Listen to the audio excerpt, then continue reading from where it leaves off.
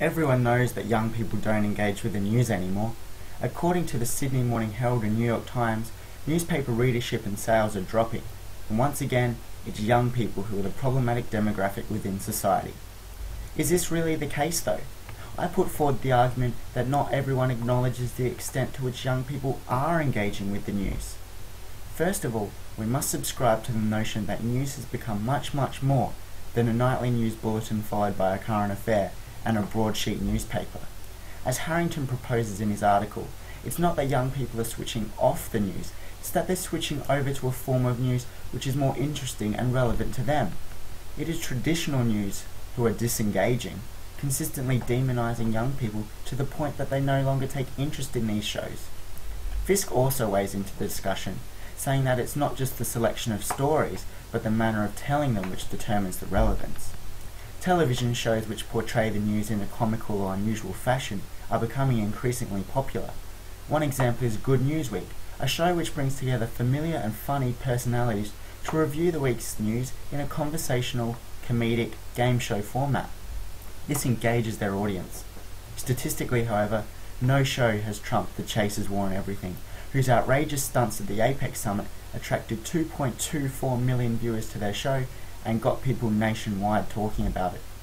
Another reason The Chaser has been so popular is that instead of following the trend and typically beating down on young people in the news, it empowers youth, concentrating on placing the actions of authoritarian figures such as politicians under the microscope, giving young viewers a chance to breathe, to laugh, to be entertained.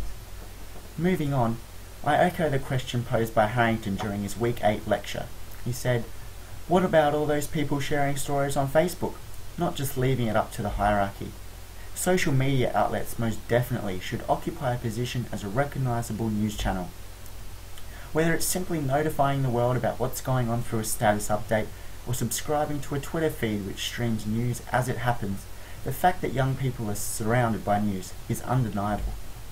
One cannot discount the impact of legitimacy of Facebook, YouTube and Twitter as a method of engaging with news material. One of Fisk's quotes reads, "TV's popularity is related to the ease with which it can be incorporated into social culture." Now, to apply this notion to news, it could be said that a Facebook video post of the weekend's football highlights are in fact more appealing and constitute far more engagement than Wally Lewis's nightly offerings at 6:20 p.m.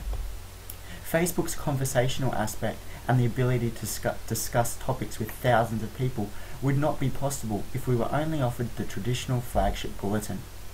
Overall, what we're seeing is another example of a moral panic, a fear or uneasiness amongst society because some sectors of it believe their authority or their traditional societal assumptions are being threatened.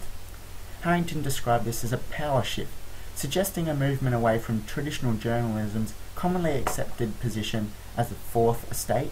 Instead, the idea of a fifth estate of citizen journalism and blogging is being established. Suddenly, Kay McGrath's and Rod Young's stories aren't gospel. People now have more access to more information, and it's challenging the status of traditional, educated journalists who were previously the social gatekeepers, deciding what the public needed to know. Websites such as the Huffington Post and the millions of bloggers worldwide are providing more news, more types of news, and more points of view than we've ever seen before. And without young people's obvious engagement, we would not be seeing this power shift. Despite not always being obtained through traditional channels, young people most definitely are engaging with the news, far more so than many dare to accept.